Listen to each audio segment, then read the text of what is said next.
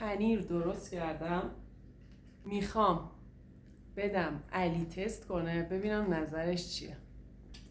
جی جی جی جی.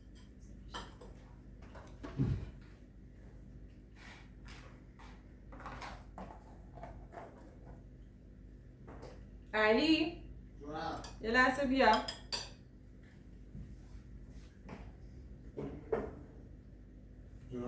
بیا بیا بیا، ما زد داریم. چی شده؟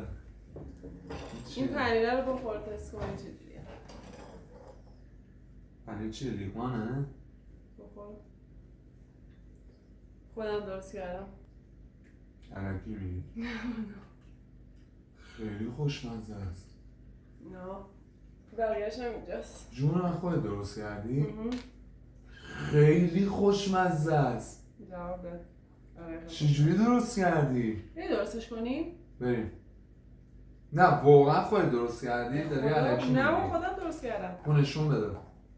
برو شیر بخر. بیا درست کنیم. چقدر؟ 5 کیلو. 2 کیلو بخر.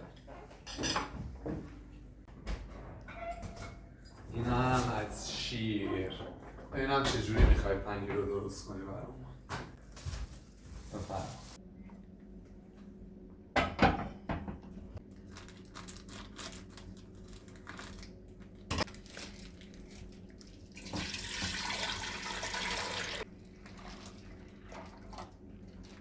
شیر رو بذاریم بجوشه.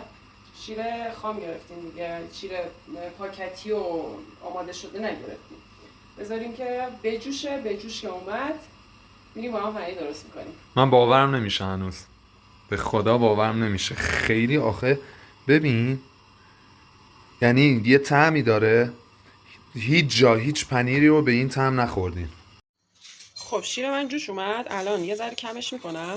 من میخوام سرشیرش هم بگیرم. سرشیرش رو گرفتم، میرم برای درست کردن پنیر. خب نهار رو بذاریم تا شیرمون آماده میشه. آره اینا رو هم من بگی.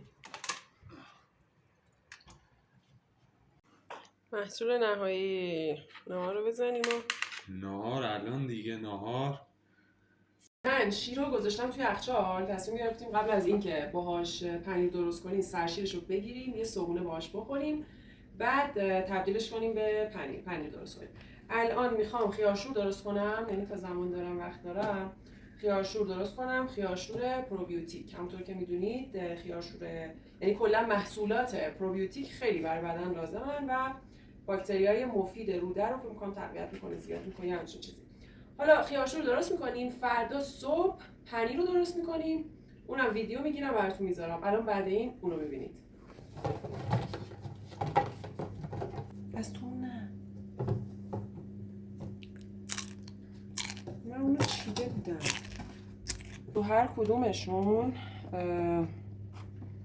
فلفل بریزیم، بعد سیر بریزیم. تو هر کدومشون من 2 تا سیر بندازم. نخودم میریزم، نمیدونم همه گفته بودم نخود بریزیم، نمیدونم چرا. جدیدشون میدونم. و شیویدم من خوش نشده، یعنی آب بهشه، شیویدم اضافه میکنم. الان فردای همون روزه مهدیه میتونست دیروز پنیر رو درست کنه، ولی من سرشیر خیلی دوست دارم. گذاشت تو یخچال سرشیرش در بیاد بعد پنیر درست کنه. امروز فردای دیروزه. امروز فردای دیروزه. چه سرشیری داد. به به به. اینکه شیرش معلوم نیست چی هست چی نیست. سرشیرش خوبه دیگه، شیر گاون اینا. خب ما سرشیرش رو میل کنیم بخوریم، بریم پنیر درست کنیم. بعدتون پنیر درست میکنید. خیلی خوب شده سرشیرش. به به. جای همتون خالی. داغ شه، سرکه رو بریزم روش. حالا الان نشون میدم. بیب سرشیر رو چجوری درست کردین؟ سرشیر رو وقتی که شیر رو برای اولین بار میذاری جوش میاد، میذاری سرد شه خودش روش سرشیر میبنده دیگه. میذارم توی یخچال، من تقریبا 12 ساعت میذارم توی یخچال که اون سرمایه باعث بشه سرشیرش بیشتر. الان شیرمون داغ شد، سرکه رو میریزم. بیا جلو ببینید سرکه رو، چون این سرکهش خوب نیست برای ترشی استفاده کردم، خیلی خوب نبود، باید بیشتر بریزم. من میریزم تا جایی که خب شیر ببره، یعنی دلمه بزنه. تا جایی باید بریزی که ببین الان شروع کرد به بریدن. می‌بینی پنیر همینه.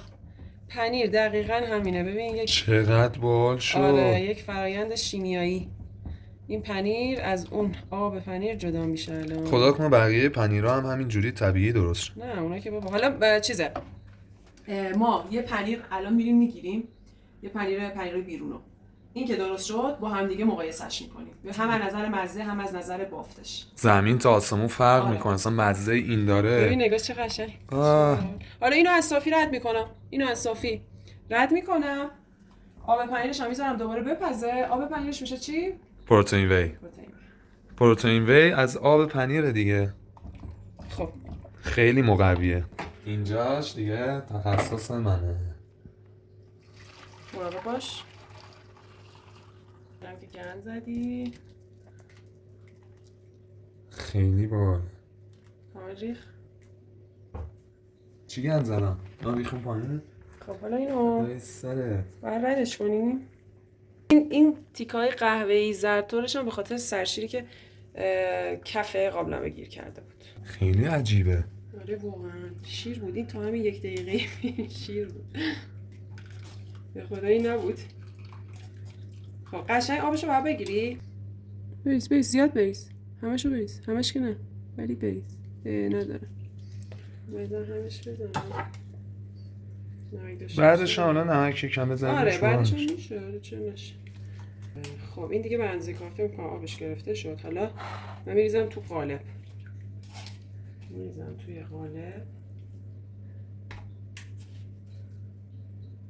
اینجوری. چه کشی هم میاد. خب اینو اینجوری فشارش ویدیوهای بعدی پنیر پیتزا درست. آره. قول قول نمیدم ولی ایشالله.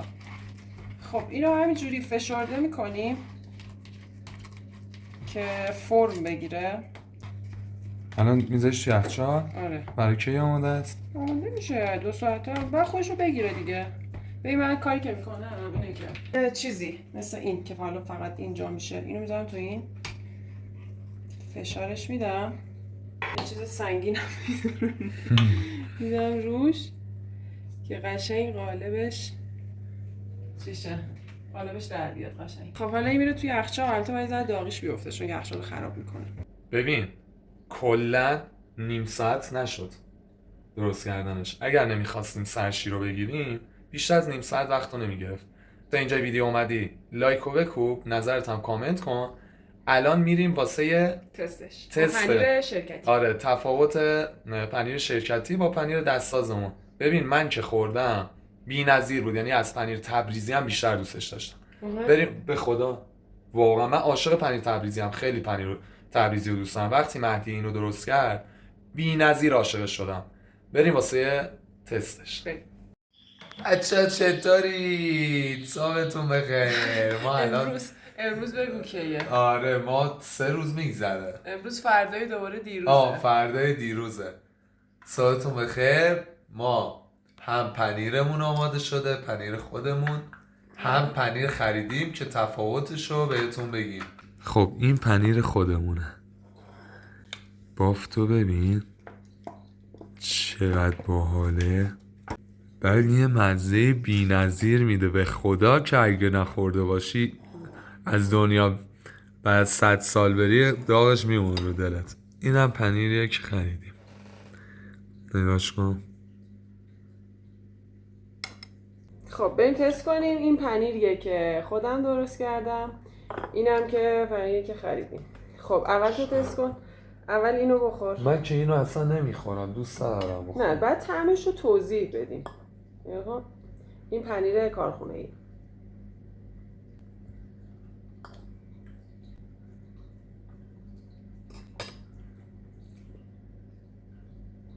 قشنگ میفهمی که مثلا مواد شیمیایی توشه. ببین الان من یه طعم گچ انگار آرده دیگه. آفرین. آرده.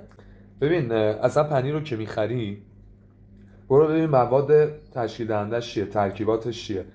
2000 تا مواد شیمیایی میاره. خب برای چی بعد وقتی میتونی طبیعی درست کنی؟ این یه چیزی بین خامه و سرشیر و پنیر تبریزی و اینا. اصلا یه مزه بی‌نظیری میده. بابا ببین ما تجربه خودم رو دارم بهتون میگم. ما که نمیخوایم تبلیغ کنیم، ما تو کارمون این که نیست. میخوام میگم آقا سالم بخوریم 10 تا مواد شیمیایی توش بود. خب این چه انرژی بهت بده؟ همش شیمیاییه. این فقط این گفت تو ببین با روح و روانت بازی میکنه. جاتون خالی.